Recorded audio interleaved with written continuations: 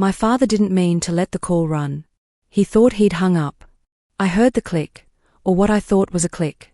But the line stayed open, and that's when I heard his voice, calm and casual, like he was discussing the weather. Casey? She's a problem. Always has been. I froze. My hand gripped the phone tighter, my knuckles turning white against the black case. I was standing in my kitchen, in my $980,000 home in Asheville, North Carolina, staring at the marble countertops my Aunt June had loved so much. Let her keep paying the bills, my dad continued, his tone almost amused. She thinks we love her. Use that. The words didn't land all at once. They hovered in the air like smoke, slowly filling my lungs until I couldn't breathe. Then I heard my mother's laugh. Sharp. Dismissive. The kind of laugh that cut through any remaining hope I'd been clinging to. She'll never leave, Mom said. She's too soft. That house should be ours anyway. June was stupid for giving it to her. My chest tightened. Aunt June had been the only person in my family who'd ever truly seen me. She'd raised me more than my parents ever had, and when she passed 2 years ago, she left me her home, fully paid off, beautifully maintained, worth nearly $1 million. It had been her final gift to me, her way of saying, you deserve stability. But to my parents, it wasn't a gift. It was an asset they planned to claim. We'll get her to sign over the deed, Dad said, his voice dropping lower. She'll break. She always does. I heard movement on the other end, papers shuffling, maybe a chair scraping against hardwood. Then, finally, the line clicked. He hung up. But the damage was already done. I stood there for what felt like hours, though it was probably only minutes. The late afternoon sun streamed through the bay windows, casting golden light across the living room where I'd hosted them just last weekend. They'd eaten my homemade lasagna, complained about the wine being too dry, and left their dirty dishes in the sink. And the whole time, they'd been plotting to take everything from me. People always assume parents act out of love.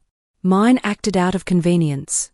Growing up, I learned quickly that affection in our house came with conditions.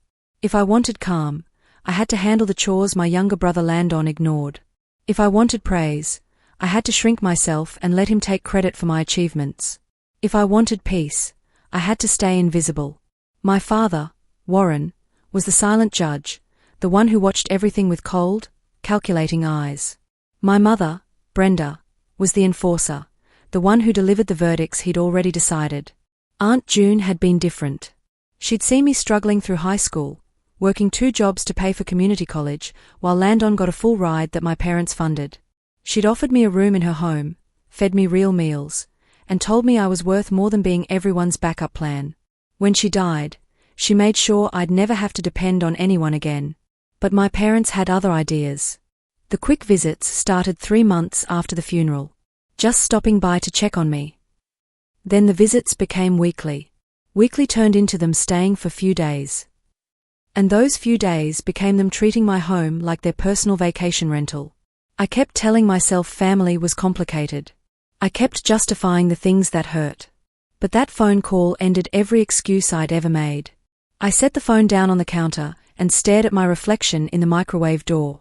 My face looked the same, 32 years old, tired brown eyes, dark hair pulled into a messy bun, but something inside me had fundamentally shifted. Not broken. Just done. That was the moment I decided they would never get the chance to use me again. After the call, I didn't cry. I didn't scream. I didn't call them back demanding an explanation. Instead, I sat down at my dining room table and started making a list. The first thing I wrote was, real estate attorney. Then, financial advisor. Private buyer. Moving company. Storage unit. My hand moved quickly, methodically, like I was planning a business transaction instead of dismantling my entire life. Because that's what it was, a transaction. They'd treated me like a resource for years, and now I was simply liquidating the asset they thought they controlled. I allowed myself 1 full night to process everything. I replayed every moment that had led to this.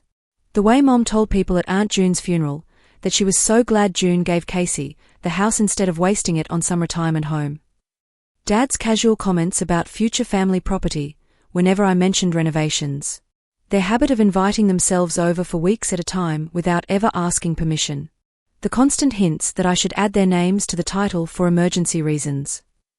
The expectation that I'd cover their vacation expenses since you're comfortable now. I'd justified all of it.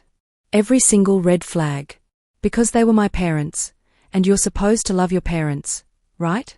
You're supposed to forgive them, help them, be there for them. But when do they have to be there for you? The answer, I realized, was never. By sunrise, I'd finished my list. And by 9 a.m., I was sitting in the office of Lloyd Fisher, the best real estate attorney in Asheville. Lloyd was in his mid-50s, with silver hair and the kind of calm, assured demeanor that made you feel like everything would work out. I'd found him through a colleague at the architectural firm where I worked as a project manager. "Tell me everything," he said, settling into his leather chair. I did. I told him about the phone call, the years of manipulation, the house Aunt June had left me, and my parents' plan to force me to sign over the deed. He listened without interrupting, his expression neutral but focused. When I finished, he leaned back and steepled his fingers. "Do you want to sell the house?" he asked. "Yes," I said immediately. "I want to sell it, transfer all my assets, and disappear before they realize what's happening." Time frame. They're leaving for Japan in 10 days. 2-week vacation. I need everything done before they get back. Lloyd raised an eyebrow. "That's ambitious. Can you do it?" He smiled. Not a warm smile, a strategic one. "I know a private buyer who's been looking in your neighborhood. Cash deal, quick close. If the house is in good condition, we can have this wrapped up in 72 hours. My heart pounded. 72 hours. Your aunt structured the deed in your name only, correct? Yes. Then you have full authority. No co-signers, no complications. We can move fast. I felt something I hadn't felt in years. Hope. Let's do it, I said. Lloyd made 3 phone calls while I sat there. By the time I left his office, I had an appointment with a private buyer for the next morning and a meeting with a financial advisor that afternoon. Everything was happening. And my parents had no idea. Revenge is supposed to be messy. That's what everyone says. It's supposed to consume you, turn you into someone unrecognizable. But mine was surgical. The private buyer, a woman named Naomi Carlisle, walked through my house the next morning wearing crisp white sneakers and carrying a leather portfolio. She was in her early 40s, polished and efficient, representing a family relocating from Boston. "Beautiful home," she said, running her hand along the oak banister. "Your aunt had excellent taste." "She did," I replied. "She put her whole heart into this place." Naomi paused in the living room, taking in the vaulted ceilings, the stone fireplace, the view of the Blue Ridge Mountains through the floor-to-ceiling windows. "I'll give you $980,000, she said. "Cash. Close in 5 days." I didn't hesitate. Deal. We shook hands right there, and I felt the weight of years lifting off my shoulders. The financial advisor, Trevor Nguyen, was equally efficient. He helped me set up accounts under a trust name my parents didn't know existed, transferred everything into protected funds, and established a forwarding system that would make me impossible to trace. "You're essentially creating a financial ghost," Trevor explained. "New accounts, new structures, nothing tied to your old identity in a way they could access." "Perfect," I said. While all of this was happening, my parents continued their routine as if nothing had changed. They called twice that week, once to ask if I could loan them $3,000 for their Japan trip, and once to confirm I'd pick them up from the airport when they returned. I said yes to both requests. I even Venmo'd them the money. Because I needed them comfortable. I needed them to believe I was still the soft, compliant daughter who would do anything to keep the peace.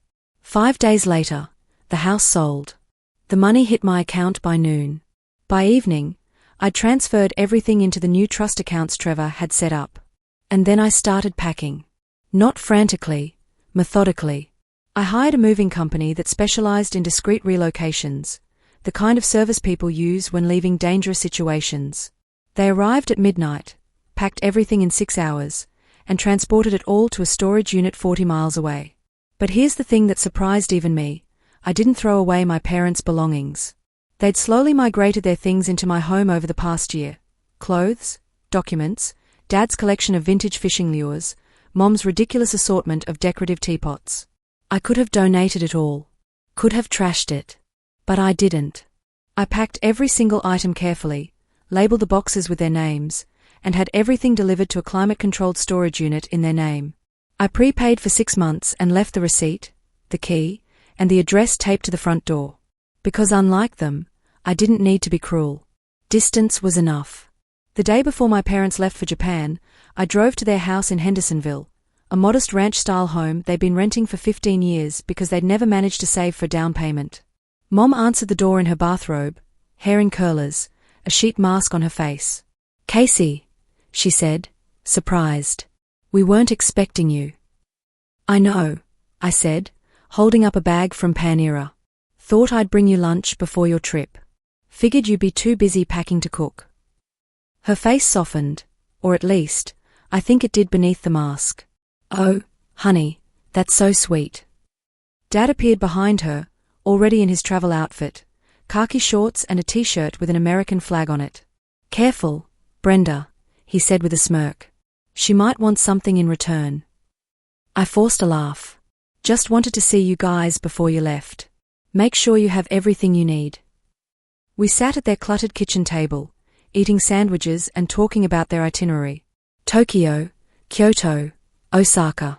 2 weeks of temples and sushi and finally getting a real vacation, as Mom put it. "Thanks for helping with the costs," Dad said, not quite meeting my eyes. "We'll pay you back." "Don't worry about it," I said. And I meant it. Because that $3,000 was the cheapest investment I'd ever made. They hugged me when I left. Mom held on a little longer than usual, and for a split second, I wondered if I was making a mistake. If maybe I'd misunderstood the phone call.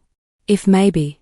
Then Dad patted me on the back and said, "Make sure you keep the porch light on while we're gone. Don't want the house looking empty." The house. Not your house.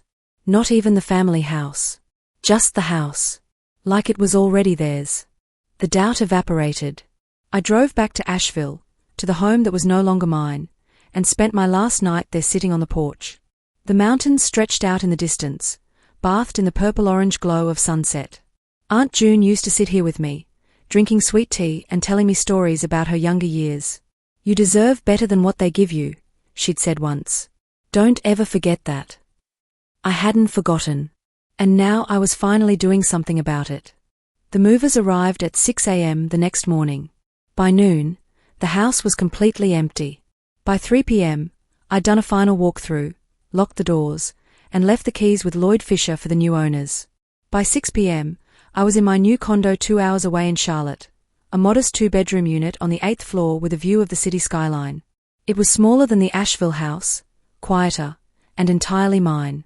I sat on the balcony that first night, sipping coffee and watching the lights blink on across the city. My phone buzzed. A text from Mom, landed in Tokyo. "It's beautiful. Thank you again for everything. We love you." I read it 3 times. Then I turned off my phone. And never turned it on again. 2 weeks later, I woke up to a beautiful Saturday morning in Charlotte. The sun was bright, the air was cool, and I had absolutely nothing to do. It was perfect. I made myself French toast with strawberries, brewed a fresh pot of coffee, and settled onto my balcony with a book I'd been meaning to read for months. For the first time in years, I felt light. Unburdened. Free. I knew my parents were flying back that day. Their flight was supposed to land at 4 p.m., and in the past, I would have been waiting at the airport with a welcome home sign and a cooler full of snacks for the drive. But not today. Instead, I sat on my balcony and imagined what was about to happen. I didn't have to imagine for long. At 5:47 p.m., my old phone, the one I'd left powered off in a drawer, started buzzing. I'd kept it active just long enough to see what would happen, and now I pulled it out and watched the notifications flood in. "Mom, Casey, where are you? We need a ride from the airport." "Mom, Casey? Mom, this isn't funny. Call us back." "Dad, your mother is trying to reach you. Pick up the phone." I set the phone on the table and went back to my book. An hour later, more texts. "Mom, we took an Uber. Where are you? Why aren't you home? Mom, the key isn't working. Mom, Casey, what is going on? I smiled. Not a cruel smile. Just a satisfied one. Around 7 p.m., I got a call from a number I didn't recognize. I debated answering, then decided why not. I wanted to hear this. Hello? I said. This is Officer Caldwell with the Asheville Police Department. We received a call about a welfare check at 2847 Mountain View Drive. Are you Casey Brennan? I said calmly. That's my old address. I moved. There was a pause. Your parents are here. They're saying you've disappeared and they're concerned about your safety. I'm perfectly safe, I said. I sold the house and relocated. Legally. Everything was handled through an attorney. Another pause, longer this time. So you're not in danger? Not at all. In fact, I've never been better. Can I give them your contact information? No, I said simply. You can let them know I'm safe, but I don't wish to be contacted. Understood, Officer Caldwell said. Have a good evening. You too. I hung up and poured myself a glass of wine. From a neighbor I'd asked to keep an eye on things, an older woman named Phyllis who'd always been kind to me. I later heard the full story of what happened that evening. My parents had stepped out of the Uber, tanned and smiling, dragging their suitcases up the driveway. They were laughing about something, completely oblivious, still high on vacation vibes. Mom pulled out her key with a flourish, the way you do when you're excited to be home. The key slid into the lock. Turned. But nothing happened. She tried again. Jiggled the handle. Pushed her shoulder against the door. Nothing. Warren, the key isn't working, she said. Dad tried his key. Same result. That's when the confusion shifted to panic. They circled the house, peering through windows, trying the back door, calling my name. And that's when they saw the note. I debated what to write for days. Part of me wanted to lay it all out. Every wound, every betrayal, every moment they'd made me feel like I was worth less than nothing. But in the end, I kept it simple. Because the truth didn't need paragraphs. The note was taped to the front door, a single sheet of white printer paper with 3 lines written in black ink. FYI. A problem did this. Casey. According to Phyllis, my mother's face went pale when she read it. She sank onto the porch steps like someone had cut the strings holding her upright. Dad, on the other hand, exploded. Where is she? He shouted, looking around like I might be hiding in the bushes. Casey. He banged on the door, rang the doorbell over and over, yelled my name until Phyllis threatened to call the police. Which, eventually, he did himself. Officer Caldwell arrived, took their statements, and explained what I'd already told him. The property had been sold legally, I'd moved voluntarily, and I was not in danger. But it's our house, Mom kept saying. She can't just sell it.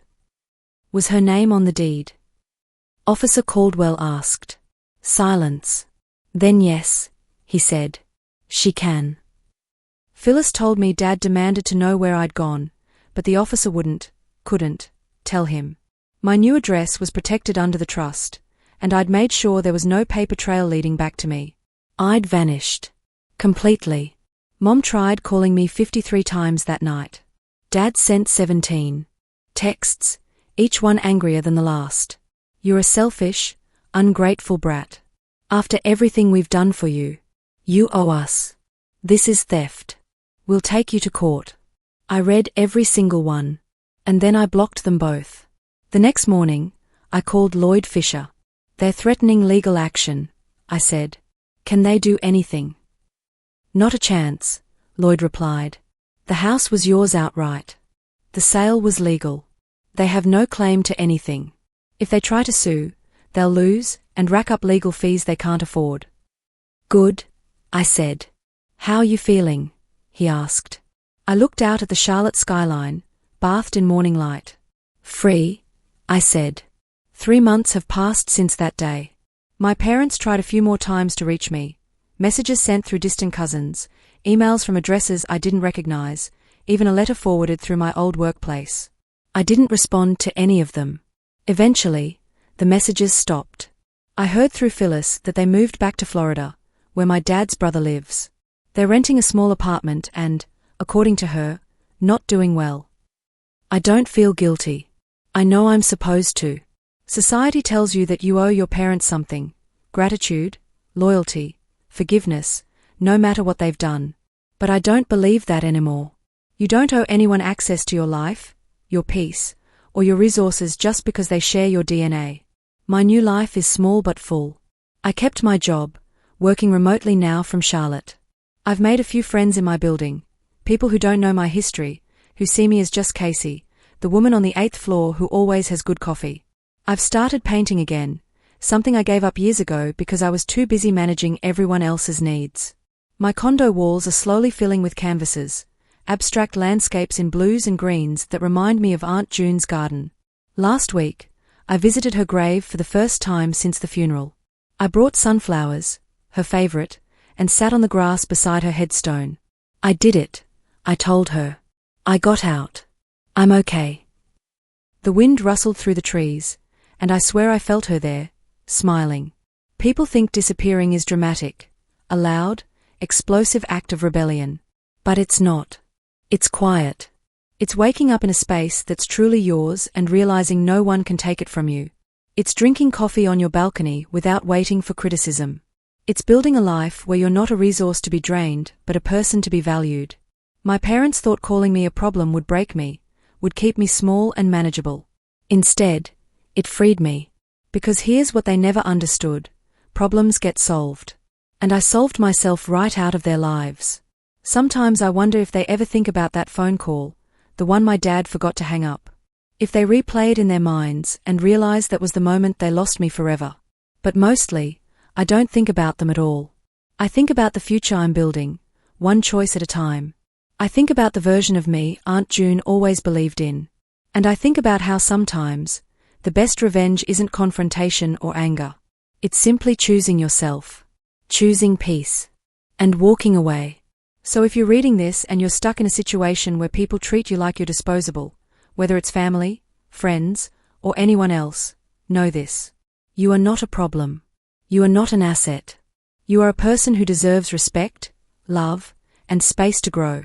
And if they can't see that, you have every right to disappear, to sell the house, to transfer everything, to vanish into a life they don't get to control. Because your freedom is worth more than their approval. And your peace is worth more than their presence.